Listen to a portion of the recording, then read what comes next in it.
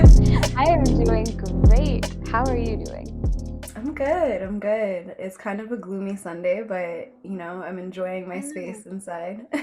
Yeah, yeah. Sometimes I feel like we need these Sundays to kind of calm us down, ground us a little bit because we're always like in and out the house throughout the week. But Yeah. yeah, I'm all for a gloomy Sunday sometimes. Yeah, yeah. The rain it has that soothing effect if you allow it, like you said, just kind Mm-hmm. of let yourself chill. Um Oh girl, if I wake up in the morning and it's raining outside, I'm falling back asleep. you're like, I'm not doing this. We're good. Thank you. Yeah. No, I definitely feel that. Likewise. Likewise. Yeah, so for those who don't know, I'm speaking with Joyia, Toronto R&B singer, producer, music composer who has a very long history and love for music. So Joyia, why don't you begin by telling us a little bit about your journey as an artist, how you got into it, and where you're at today? For sure. Okay, first off, I want to say that I've also been equally as excited for this. Like literally, I've been looking forward to this conversation for like the entire week. Yes. But yeah, I started in music in church choir. My parents would probably say that I like came out of the womb and I was just singing, which is probably true. I can't speak to that, but so yeah, they never really pushed me to do anything. It was more of a support and an encouragement for whatever I wanted to do. So before they put me into classical music lessons, they were like, "Okay, the church by us, it has a children's church choir. Why don't you try it out?" So 6-year-old me went into the church choir, did her shit, and I was like, "This is it.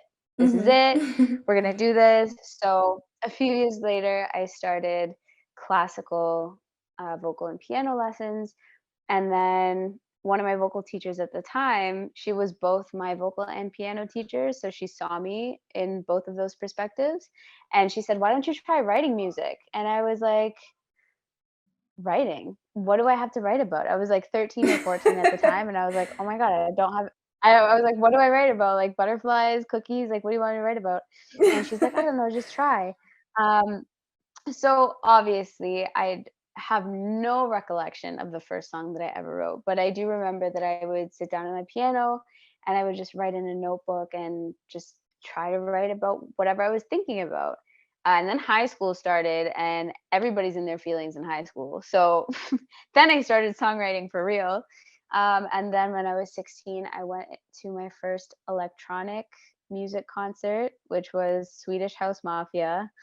Every time I tell people that, they're like, "Oh my god, you didn't just go to an EDM show, like, you went to an EDM show." And I'm like, "Yeah, man, like, you just sometimes you just gotta dive in, you You just know?" gotta do it, yeah. So, yeah, you just gotta do it. It was, like, an all ages show, which I later found out was, like, a very uncommon thing for EDM because it was normally, like, at underground clubs and everything and Mhm. whatnot, but it was Swedish House Mafia, their last tour as a full group at the Rogers Center, so the production was insane, and everything that could have happened right that night did. Like, we bought general admission tickets to, like, the seats, security gave us floor wristbands by accident, so we were on Wow. the floor.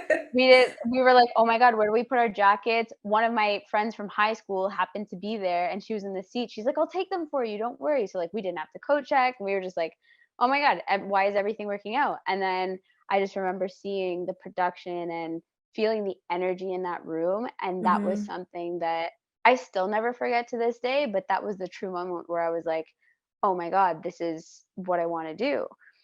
Obviously, before then, I had gone to concerts and I had gone to performances of, like, more acoustic stuff, like your Mhm. I oh my god, one of my first concerts, Alicia Keys, Ooh, um, which was like yeah, one of which my was like favorite also performers live, yes. oh, Yes. insane, insane, and now that I've been I've gotten more mature with my music and my songwriting and everything, being more mature in that sense, taking a step back and watching Alicia Keys perform, it's so much of a different appreciation for what that woman is able to do. Oh my God. But Mhm.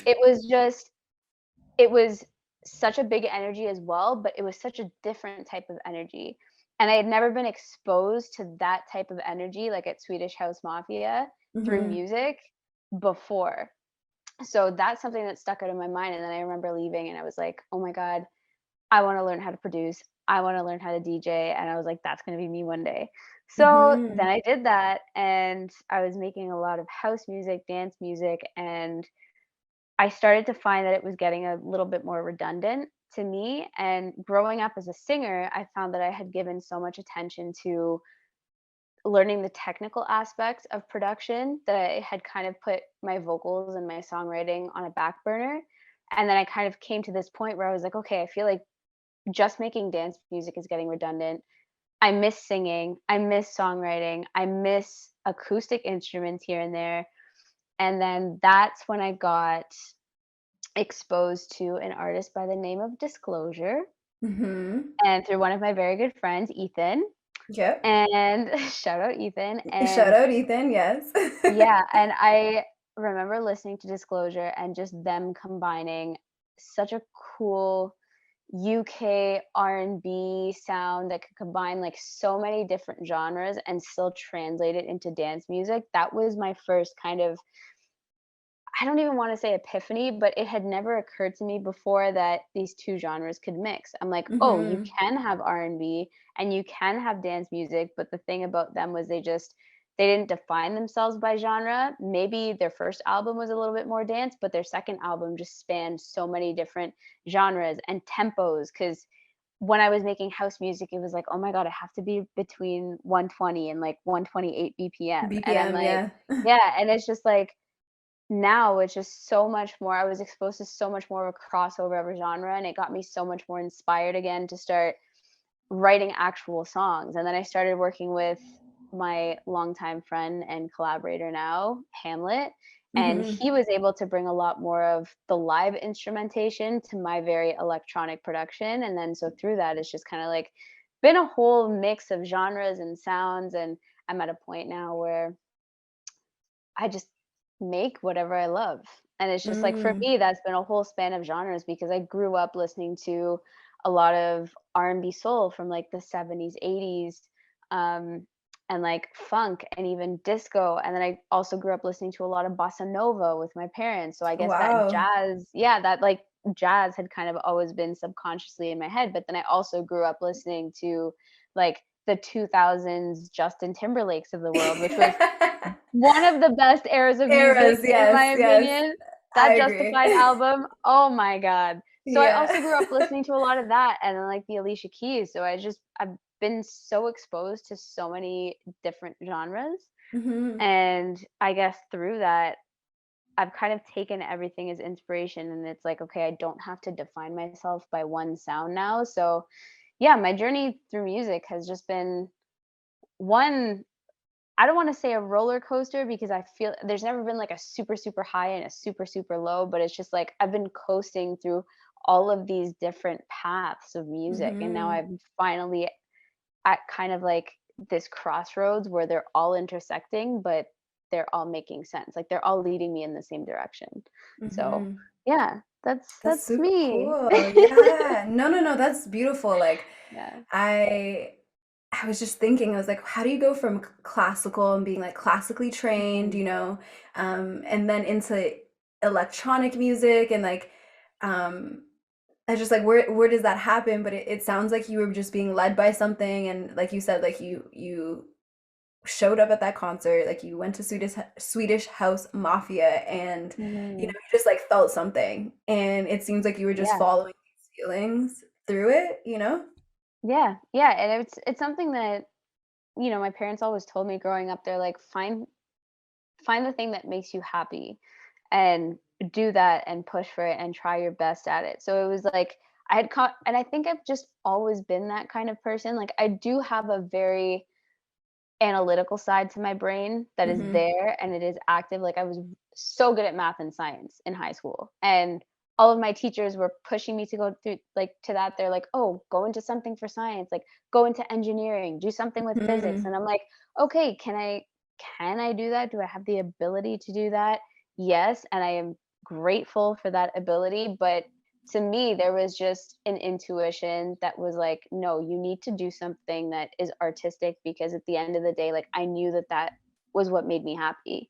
Mhm. And I knew that I couldn't go to work and just do something that involved my analytical strengths, because at the end of the day, that wouldn't, not only would that not make me happy, but that also wouldn't lead me to do the best at that job.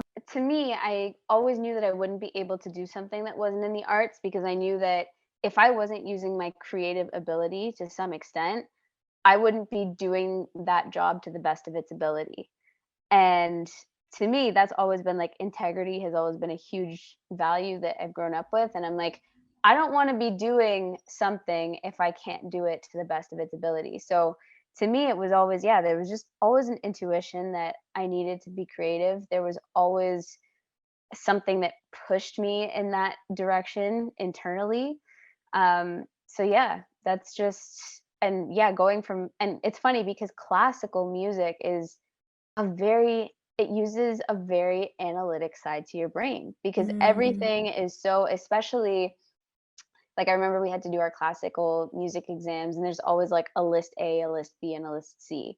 And it's always something from a different era of time. And I always remember that the list C's used to be my favorites because they were the most emotional pieces. mm, And that's why I always used to love playing my list Cs, but the list As were like your sonatinas and your sonatas, where everything was like super strict in time and like everything was super fast and you had to be on it, and it was very mhm, analytical and you had to really practice those ones and you couldn't feel it as much. And to me, those ones were always, I hated those so much because I was like, I want to play what I feel. I want to add my own emotion to this. I want to make it my own and not just play the same sonatina that's been played for centuries and centuries. So it was funny because transitioning from classical music to my own music, it was almost in a little bit of a rebellious sense for me, because for so long I had been like, oh my God, I've been playing classical for so long and I just want to do my own thing. And in retrospect, now that I've matured and everything, I look back and I was like, okay, all of that classical music had its mhm. purpose. It Yep. laid the foundation for everything that I do, and it instilled so much discipline in me. So, yes, in retrospect, am I glad that I stuck with it? Absolutely. Do I think I could have applied myself a little bit more?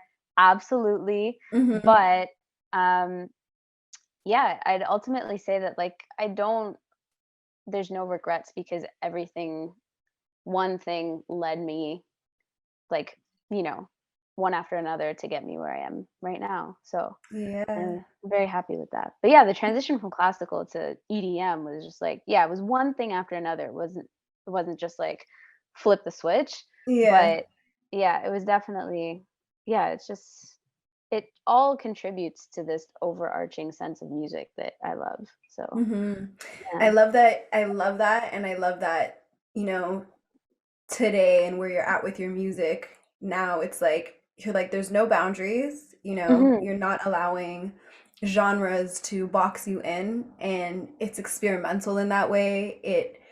If you do want to um have some constraints, you can for sure. Like you can bring that in Yeah. with different elements. I've spoken to a few like friends of mine, and a mentor of mine also says that like the sweet spot in creating comes from being able to like flow and explore, but like within the confines, you know? Mhm. Mhm. So um I kind of hear that Yeah. in Yeah, yeah, because your if journey. you have no direction, then you're kind of just, like, lost with where Yeah. you wanna be and where you wanna create. If you have some sense of direction, but exactly, you allow yourself to draw inspirations from all of these different facets that have made you who you are, then, Hmm. yeah, you create within some type of boundary, but you allow yourself to be free within that boundary. It's Hmm. it's a really weird paradox of how it works, Hmm. but yeah, I feel that absolutely. I also hear that you like have a lot of support from your parents, right? I know that Mhm. anybody that follows you on Instagram, anybody who who knows you or who has seen you perform, like your Yeah, parents are so involved in your musical journey and your career, and that's beloved, right? Like that is such absolutely. a Yeah, privilege, a joy to witness, for other people to see that. It's inspiring, and I'm sure it's obviously fulfilled you in so many ways. Um, absolutely. had there been moments in your journey where like you actually, I don't know, felt like you had to, like they weren't as supportive, or like you had to break out in a way, like, as you transition through different genres, like, Oh, yes. Okay, you so know what I'm now that you saying? bring that, yeah, yeah, now that you bring that up, especially okay, so when I got into electronic music specifically, I feel like that's when I got the biggest pullback from my parents. My mom a little less so because my dad has always been the musical one. So Hmm. he is like he grew up his whole family being Trinidadian, like they're all about music, they're all Hmm. rhythmic, they all grew up with that. My mom not so much, but she's always wanted to support me in everything I do. But when I got into electronic music, my dad was like, "This is not it. This is not it." And it was like, at that moment in my life, I was like 17 or 18 when I was like, I want to be a DJ for the rest of my life. I want to make EDM for the rest of my life and the whole spiel. And he's like, "No, it's not it. You're not going to do that." And he's like, "I just know that that's not who you are." And I was like, "No, house music forever." And that was when yeah, seriously. And I was like, that's when I faced the biggest pullback because I was making music at the time that of course made me happy, but obviously like my dad has lived an entire life that's obviously not even close to over yet, but like he has so much more experience and so much more wisdom and maturity than I do. And I think he could see that I still had years of maturity to to enter and to undergo. But me at that time, I was like, oh my God, this is what I see myself doing for the rest of my life. Lo and behold, here come my early 20s. And I'm like, yeah, this is not it. So, but at that point, do I regret it? Absolutely not, because it taught me so much about who I was as a musician. It taught me so much about production in general. And it allowed me to explore something because I feel like if I was really into it, but I had never given it 100% or fully explored it, there always would have been that what if in my mind. Hmm. So I'm Absolutely. happy that yeah, maybe I fell off of my songwriting wagon a little bit and I kind of put my vocals on the back burner for a bit and I just went all into dance music and house music. But I feel like if I never scratched that itch, it would have Hmm. always been there and I would have just been constantly sitting here wondering, like, oh, what type of music do I want to make now? Like, do I want Yeah. to go into dance? Like, because I never really explored that. So I'd say at that time, that was the biggest pullback from my parents, but they still supported me nevertheless, which I am so grateful for. Yeah, I that's remember lucky. they drove me to the first show that I ever played at a club, and I was still 18. I won this DJ competition, and it was at Government, which was the biggest Wow. nightclub in Yeah. Toronto at that time, Yes. and I remember, like, all of my friends are all a year older than me, so they had all already turned 19, they had been to Hmm. Gov, and I was just like, I am gonna go, like, I'm gonna make it there. And I knew that they were gonna tear it down the next year because Hmm. that had already been in the works and everything, and it had already been announced. So I was like, oh my God, I'm never gonna get to go to Gov. And I was like super sheltered kid, so I didn't want to like fake ID it or anything. And I was like, oh my God, I'm Yeah. not gonna get to go to Gov. And then lo and behold, all my friends came to that show and they were like, who is this girl? First time at Gov and she's on the main stage. Like, who and Wow. it was yeah, and it was crazy, and, like, was I scared as shit? Absolutely, but it was so much fun getting to be there and DJ. And I think the thing that I always loved about dance music that I still love about it now is just the energy that it gives people. Like, I love making people dance, Hmm. and just seeing people out there on the floor, like, there is such a beauty in emotional music and sharing that connection with somebody and seeing, somebody emotionally resonate with a song.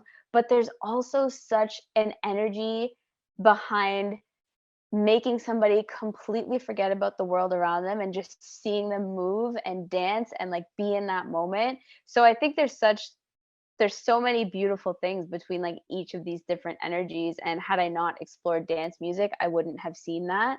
Mhm. So, although I faced a pushback from my parents, they were still very supportive in a way that still grounded me. Like my dad said, "Don't forget about your acoustic stuff. Don't forget about your singing and your songwriting because you're gonna use that one day."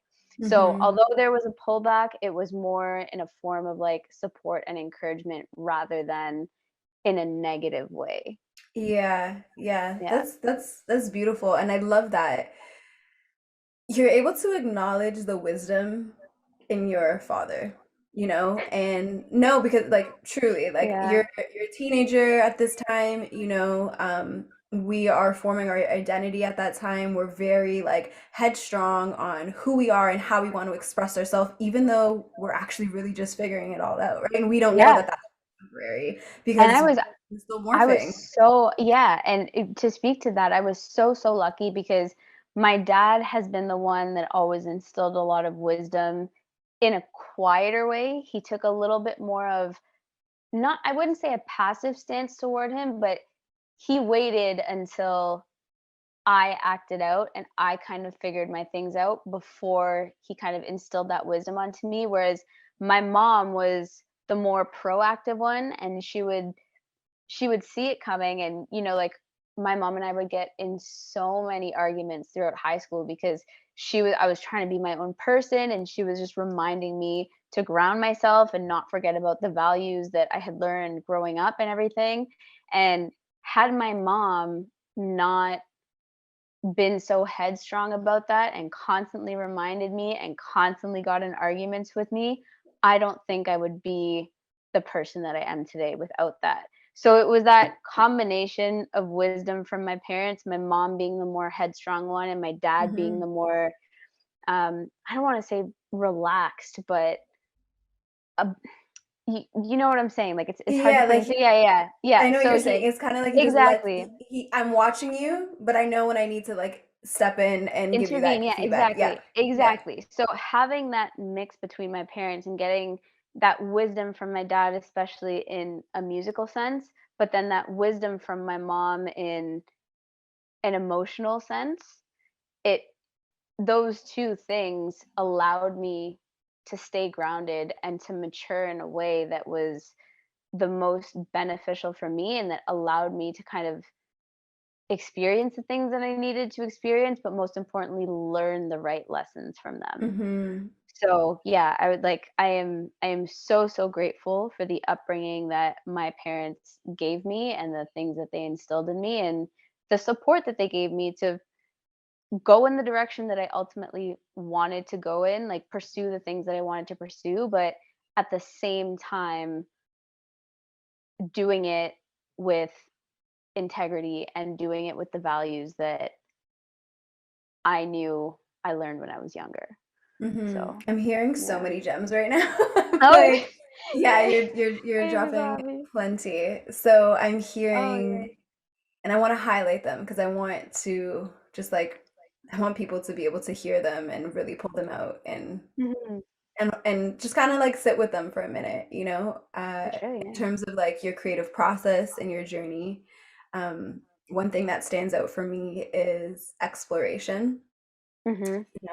The ability to allow yourself to explore, to have the people around you who support you, them giving you that grace and space to Mhm. explore, but knowing when to step in and support. Um, Integrity is something that you've mentioned a few times now. Super important, super important So on a important. personal level. Mhm. Um, then on the level when it comes to our work in collaboration with others, um, you know, Absolutely. as we're growing in our artistry or whatever creative artistry we're in, when we share that with the world and as we build community and audience and fans, maintaining Mhm. integrity still in that quality of Mhm. work, the kind of work, the output, doing what we love, what, feels good to Yeah. us. Yeah. And then another thing that I really love that you mentioned was grounding. Uh, grounding. So Ground yes. Oh my god. I think if we don't allow ourselves the space and time to slow down and reflect, assess our body, our mind, our emotions, where we're at, we can get lost when we're exploring, when we're trying to Yeah, figure things out, you know? yeah, So those are like the key things that I really took from what you were saying about your journey getting into music and, moving from classical to EDM, yeah, just trying to navigate yourself as an artistry and, up until where you are today. yeah. I'm curious now about on the external side of things. Like as an artist, we know that within the Canadian music industry, Mhm, there are many barriers at the infrastructure level. Now when it comes to funding, when it comes to venue space and access, so that we can, oh my actually gosh, have yeah, live shows and music yeah, experiences to engage with our fans, to for artist discovery, um, just all of that stuff, right? And then, yeah, just like support from our government when it comes to mhm, music and culture, that's lacking. So, mhm, and I feel like also there's so many other challenges in between as an artist, being, a woman of color, mhm, navigating spaces mhm, as well. yeah.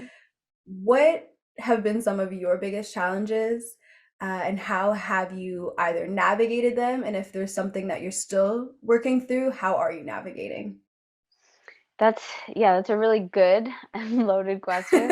You know, take your Yeah, I time. definitely say yeah, I definitely say that, like, especially forming some relationships with people south of the border and, talking to them about our funding resources, that is something that we are very lucky to have at our disposal in Canada, funding resources from our government. That being said, they are in such a limited quantity that they do become so competitive, and they're not very accessible for a lot of artists. Mhm, And I've been fortunate to I got one grant from Factor, which was instrumental in one project that I completed. And just recently, I received a grant from the MVP project for my music mhm. video, which was, again, Congratulations. thank you. But there was so much work behind that, and thinking of the other artists, like, Canada is such a huge country, and there are so many, like, within our city, right? But I find that there's so much being done to highlight the things that are already successful, or the artists that are already successful in our city, but there's so much of a grassroots support lacking, like your Drakes, I'm talking about your and then anybody under that OVO label, and I'm talking about, like, your Justin I was about to say Justin Timberlake. Oh, I'm still on Oh, a brainwave. haha, it's Um, okay. Justin Bieber, and, like, even the Shawn Mendes artists of the world, and, like, Jessie Reyez was, I think, a huge, more grassroots artist that was able to make it and break that boundary. Um, but there's oh my god, Daniel Caesar too, like, there's so many Alessia good b Cara, yeah, Alessia Cara, Savannah exactly. Ray, like they're coming up. Yeah, yeah. Yeah, so many coming up, and there's been, like, so much of a highlight on that, which is amazing. But the amount of times that I've gone out to shows, obviously pre-COVID era, the amount of talent in this city, and I just feel like there is a space for an infrastructure to allow all of these artists to be able to create, because I don't think people know or realize the cost associated with creating nowadays. And it's Mhm. like, okay, if these artists are, one, able to afford rent in Toronto, okay, That's and another they're conversation. Yeah. yeah, and they are able to afford rent that gives them a big enough space able to create, okay, maybe they have their producing costs covered, but okay, what about mixing now? Mhm. If that's not within their scope of practice, what about mastering now? Because maybe that's not also within their scope of practice as well. Or what if they don't have the time to do that because they're working jobs to support their creativity, because there isn't that overarching funding support for all of these grassroots artists? Mhm. Okay, now what about the visual assets? If they don't do that, what if they need to make a music video, because that gets the most traction nowadays when you're trying to Mhm. market? What if They have to, the album artwork, the press contacts, the every all of these Merch, little intricate. everything. I mean, Yes. exactly. Yes. Putting together a show, planning a show, like, all of that comes at a cost as well, and it's like, okay, so we have all of these costs of creating, and there's so many amazing artists who could do so much if they had access to that one barrier of funding. And again, I've been fortunate in some senses, but there's like, I still work two jobs right now to be able to invest back into my creativity Mhm. because it's something that I truly love to do, but I don't have label support. I don't have that advance in my bank account, so I just have to treat it as my own business investment. And it's like, Mhm. okay, I have to work those second jobs to be able to invest back into my creativity. So that's definitely been a barrier, especially with all of these expectations that come out of artists in the music Mhm. industry. I feel like there's a big gap in between that, between expectations and the realities of a lot of artists. I feel like there's space for a middle class of artists that Mhm. is so difficult to get to because it's either you're starving or you're balling. You know what I mean? Mhm. So Wow. there's a really big space for that, and I feel like there can be a middle class of artists that, like, I don't need a $50 million house in LA. I need a comfortable space and making enough money to, like, live a comfortable life, right? Mhm. And there's space for that, but we just have to find a way of doing that. And so there's that. The venue spaces, oh my god. Especially, I can't tell you how much I love the city of Toronto. Mhm. But there is a fear inside of me right now that all of these long time venues, these historic venues are all being bought out.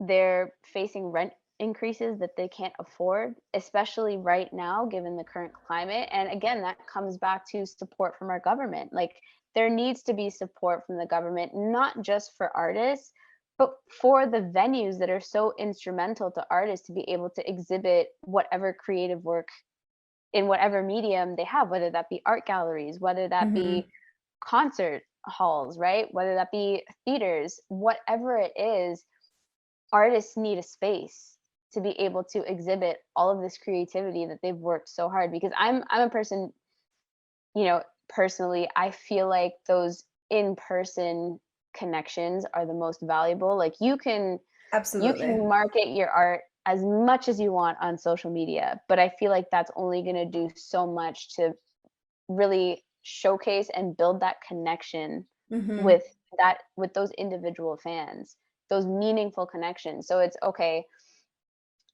there needs to be more support for these venues as well. And it's just like, again, we're losing that middle class of venues because it's like, okay, right now we have so many larger venues that are still afloat, like a huge arena, but we're losing so many of these smaller venues, like the 300 to 600 cap that maybe a lot Yeah. of these smaller artists are able to still fill.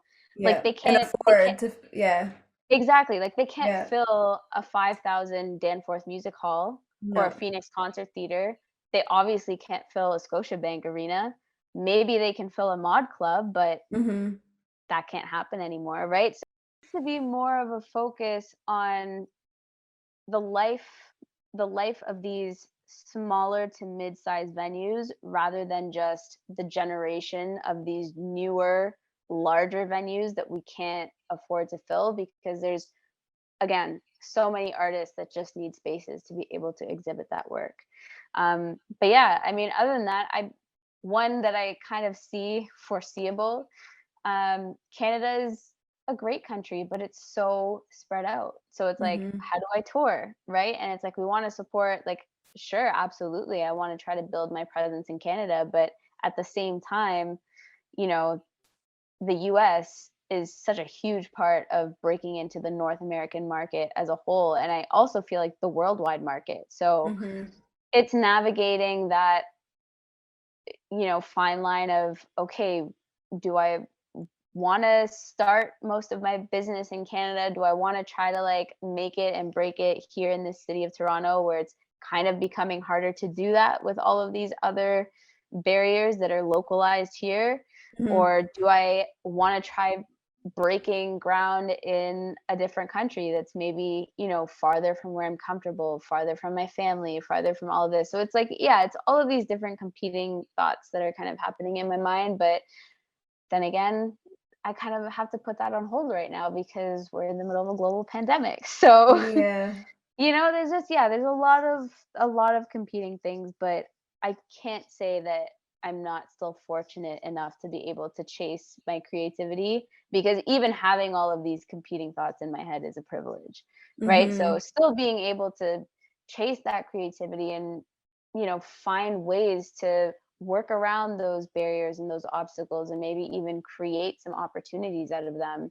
I feel like it's all in the way you look at things. I feel like any barrier can be a lesson or can be a catalyst for something new. Mhm. Um, so yeah, it's just figuring, looking at these obstacles and not taking it. I always say it's never a no, it's always not Mhm. right now. Yes. So whenever somebody says no to me, I never take it as a no, it's not right now, or maybe not this exactly. So it's Mhm. never no, it's always okay, how can we improve on this? And, like you will get a yes in the future, just maybe not for this right now, or maybe like in a different way? Mhm. So that's how I I always have like to look at things. But I have a question on that. So yeah. when you do hear no, and when yeah, maybe there are opportunities that you're really looking forward to, or when you're doing like funding applications, do you, when you're going through those moments and kind of having these lost opportunities, do you have any internal chatter or limiting beliefs that you like kind of navigate or struggle? Like, do you feel doubt in those moments? Are you like, oh, I don't feel so worthy anymore? Or like, what's your internal Mm. mindset like? That's what I'm curious. I definitely say when I first started out in this, I took things a lot more personally. And I let things, yeah, I let every single no kind of affect me way harder than it should. And I took everything in the sense that I looked at things in the sense that I needed to please everybody. And if I didn't please everybody, then I wouldn't make it in this career. And now I've kind of gotten to this point where, okay, I love what I'm creating and I love what I'm doing.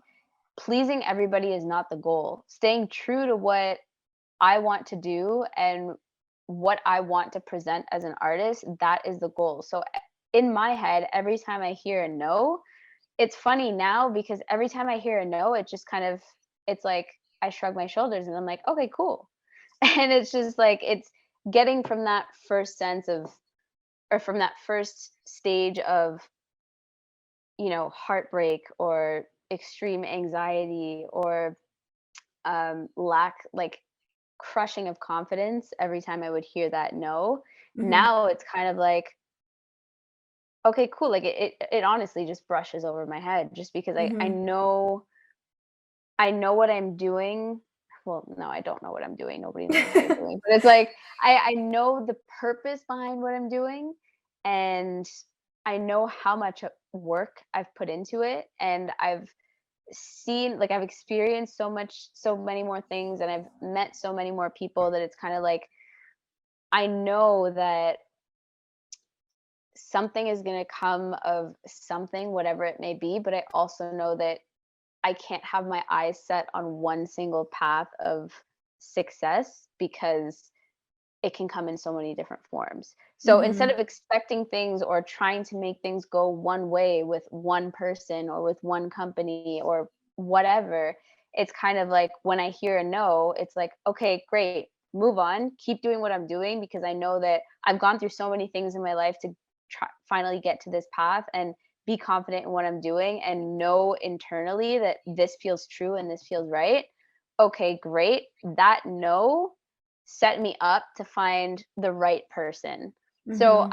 I look at it as every no that I get or every negative thing that I experience just kind of clears the path or narrows the path to find Hmm. the right environment or the right person or the right opportunity. Ooh, I just want to pause you for a second, Joya. Oh my gosh. Okay. Yes. That's what I wanted. Yeah. Because you know, when we're navigating and we're like you said, we're all figuring it out, right? So I Mhm. feel like our ability to handle no or disappointment or this is not working out the way I thought, it really helps. It's still a tool, it's still data, it's Mhm. still Exactly. information that guides us if we are open to that and if we are Yeah. able to shift our mindset to be like, okay, this is not a no, this is a not now. And or like, let's say you didn't like a particular experience, you're like, oh, I realize I don't like that kind of I don't know, I don't like working in that kind of collaboration. That doesn't Yeah. feel right for me. Mhm. Oh, I'm gonna try something like that. But I like this piece of that. And you kind of like it's like this alchemy of you pulling together the data and being like, oh, I'm kind of you're creating, you're Mhm. creating that next step and I don't know, I find it so beautiful and I always love when I people look at point it that out. I look at it as you're never gonna date somebody who's exactly Exactly. like your ex, right? Or else it's just Mhm. gonna turn out the same The way. same thing. Yep.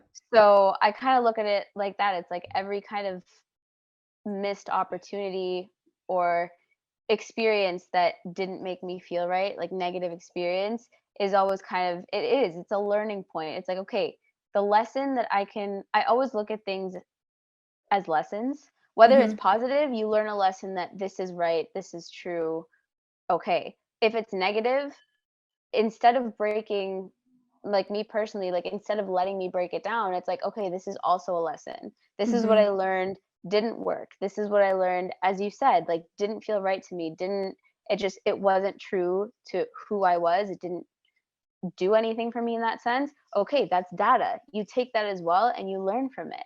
Mhm. And you use that to move you forward in the path that is ultimately going to feel right and true to you. Mhm. No, I love that. That's why I'm like, I just wanted to Yeah. pause there for a second. Another thing that you mentioned, and this was maybe a little while ago in the conversation, you were speaking about the fact that you, in order to invest in your artistry, your craft, you have to work two jobs, Mhm. and the financial challenges that are around that and what it truly costs to create a project and all of the aspects of your work and building your brand and sharing your Mhm. music, everything. Um, I want to like sit with that for a second and allow it to guide us into more of a conversation around, your wellness and Yeah. Yeah. just how that can be challenging, right? Because I remember Mhm. going to school, in university and working as a bartender and a server and, also volunteering and then also working at like I was Mhm. working at a detention center for young offenders back in Damn, university. girl. Yeah. Yeah, it's very different from what I do now, Yeah. but yeah, so I remember balancing it or trying to balance Yeah. all of those things. And I just remember feeling burnt out and tired. And then also adding into the mix my social life, and Mhm. when you're Oh like my in god. university or when you're young, Mhm. you're partying if that's your thing, or, Mhm. you're just out and about, like eating, entertainment, like whatever form that takes for you, Yeah. life is busy, and I Yeah. think that you're clearly invested like in your craft and your creativity. So how okay, I'm like, how do I even go about this? That's okay. So, No, it's all good.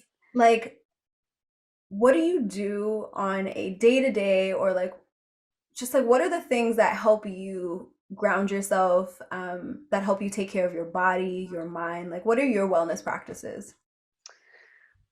Exercise is a huge one. I make time to move every single day, um, in a way that challenges me and in a way that I enjoy.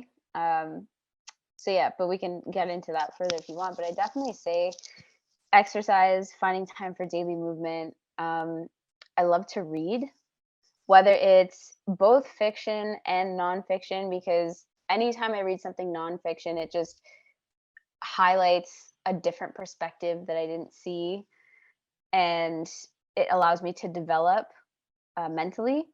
And I love reading fiction because it just allows me to shut off and it takes me into a different world and it allows my brain to fully focus on imagining the world that they're trying to create for me through their words, which is ultimately what I try to do through music. So for Wow. me, yeah, for me, it's a huge parallel. So I Yeah. absolutely love reading, and reading is something that I put on the back burner for so long because I was like, oh my God, I need to be doing things all the time. Like I need to be busy. And I was like, oh my God, I forgot about reading. And I find that even reading now, it's translated to improving the way that I speak. It improves the way that I write, both Yes.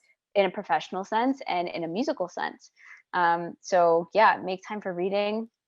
And I definitely think like I everybody has this, I don't want to say stigma, but more of a stereotype about creatives being, like we're all night owls and we all sit in studios until like 2, 3, 4 a.m., which is like, okay, yes, it's sometimes true, but on an everyday basis, it's like I love going to bed at a decent time and I love mornings. Like waking up an extra 30 minutes earlier just to sit in the quiet and stillness of the morning, it helps me get mentally prepared for my day. Just writing out the things that I need to do, listing out my objectives for the day, because that way then I approach my work with a much clearer mindset. There's a purpose behind what I'm doing. It's everything's a little bit more organized and laid out so that way it just helps me. Organize your Yes. mind and just like have more purpose in your day. I think that's where it started Mhm. to like Yeah, so just sitting in the organize morning, your organizing my day on a piece of paper just helps me go into everything with more purpose, with more intention. So that way I'm not just going about my day into a creative abyss and then feeling like I'm not getting anything done. It's like, okay, but then also not being too rigid with that because sometimes, okay, I have things on my to do list and sometimes one thing ends up taking way longer than I anticipated and I don't get other things done. But it's still knowing that I was working towards something and I got some of that done. Um, and I'd say just making time for the other things that I love, like spending time with my family. My family has always been like we've always sat down for dinner every night together. And through quarantine, of course, that was a little bit easier because we were all Mhm. at home. Beforehand, yes, things got busy, and sometimes it went because my second job, like, it's working a lot of evenings. And then if I was performing, all of that is also done in the evening. Or so it was always out at evenings, but every Sunday at least we would try to sit down together and have dinner. So, making time for those important family connections and those important social relationships, like, yeah, incorporating more of that social life into it, making sure that even if I don't see my best friends all the time, just keeping that conversation going, checking up on one another. Um, but yeah, and then other than that, it's just like super, super little things, like just taking 5 minutes to just breathe in the morning and just set myself up, like having my morning coffee in the quiet and stillness, and then making time for like, man, I started incorporating like minimum 10 minutes of yoga into every day. You were And telling let me. me, oh my God, let me tell you, Tell not us, just yes. mentally, but like girl can drop into a full squat and it's like everything feels What? great. Oh my God. It was just like, yeah. So all of those little things I say are a lot of my wellness practices. I Yeah. love them. And I feel like you've touched on so many different aspects of wellness and what it Hmm. takes to be well. The relational aspect of, sitting and eating with your family, keeping the conversation going with your closest friends, uh, just, everything from coffee and quiet in the morning. That's actually one of my personal favorites. Yeah. Yeah, I'm and it was a like, lot of that's it.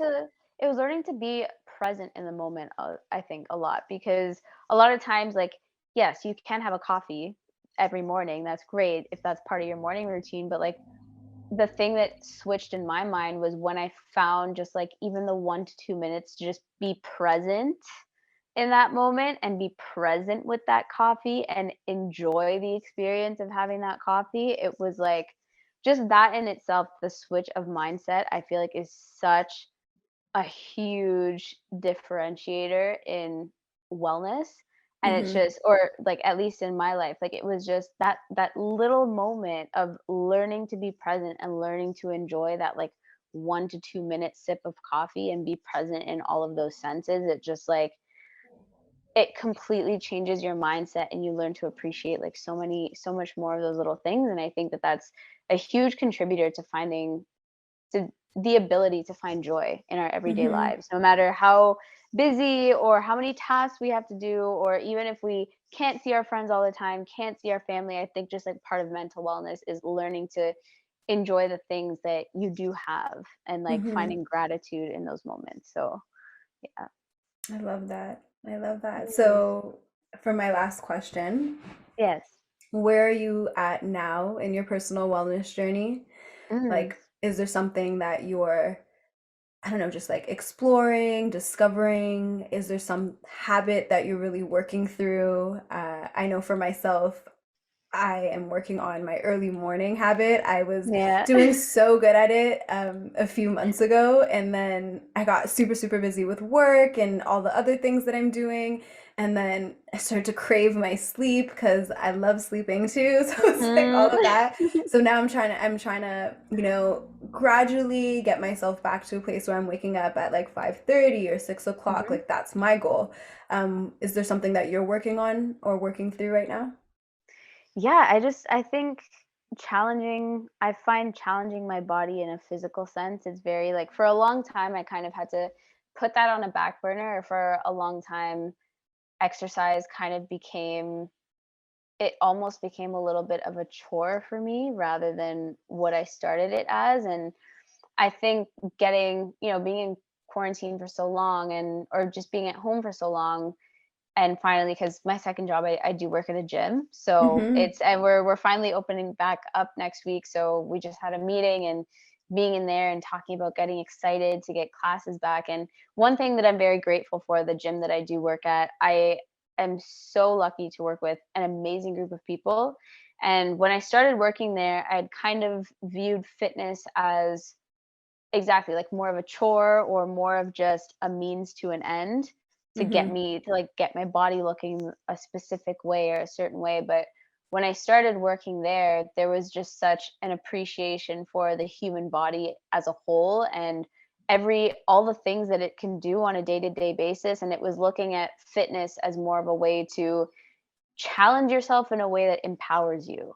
So to me, that was like that reminded me of kind of why I started fitness again. So I think for me, a goal to that I'm working towards is having more of an appreciation for my body and what it can do and being present in that moment while I'm exercising, while I'm pushing my body to like reach a goal that like for example, I could never do pull-ups. So now it's like I want to challenge my body to be able to reach that goal physically, but not in a way that degrades me, in a way that empowers me, right? Mm-hmm. Cuz it's like through that for me personally, that's an area where I can push myself and I can kind of allow myself to mentally escape from everything that I'm doing in my life. And I can get a little bit of that, like, aggression out if I need to that I don't Yeah, experience on a day-to-day absolutely. basis, Yeah. but it's also something that's truly, truly fun, and it's something that, like, when you do make that physical accomplishment, it kind of translates to everything else in your life because you've proven to yourself that you can accomplish something if you put the time and the energy and the dedication towards it. So to Mm-hmm. me, that translates not just as an achievement factor that I've achieved this goal, but it also just translates to overall confidence in going after and pursuing whatever goals that I have in other aspects of my life. So, Mm-hmm. yeah, I guess for me in my wellness practice, it's just getting more into um yeah, it's getting some strength back physically, some cool physical goals. Um Mm-hmm. yeah, and having fun with that. Yeah. No, I'm So, actually in a similar place too when it comes to yeah. thinking about my body Yeah, and differently. appreciating my body. Yeah, exactly. That was sorry, you Yeah. just reminded me. I was like, I can Yeah, feel it's like there's a okay. piece of this that I didn't mention. And yeah, it's for the longest time, I feel like women in general, men too, but so many women have so many body image issues. And for the longest time, I had, like, I'll be straight up, like, I had the most negative image of my body, but then learning all of the things that my body does for me on a daily basis, and, like, humans are just like, we're walking miracles, and it's just like Absolutely. yeah, and, like, to think of all of the things that our body does on a daily basis, and, like, for me to look at my body in a mirror and just trash it, it's like, no, I should appreciate it for everything that it does, and so what it doesn't look like everybody else's, that should make me special because that's who I am. Mhm, So it's just like, yeah, exactly, more of appreciating my body. Yeah, not just accepting it, but appreciating it. Because I feel like mhm, body acceptance in itself is so, so important, and that's one mhm, factor, but even, like, when you pass that level of body acceptance and you start empowering your body and mhm. encouraging your body, it's just like, yeah, it's just so much of a different feeling, and yeah, to me, it just translates to all other aspects of my life. Yeah, I resonate.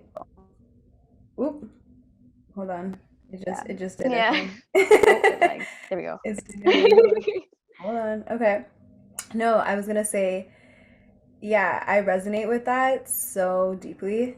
Just like every Mhm, aspect from learning how to become stronger in our body, from learning to look at our body differently and, mhm.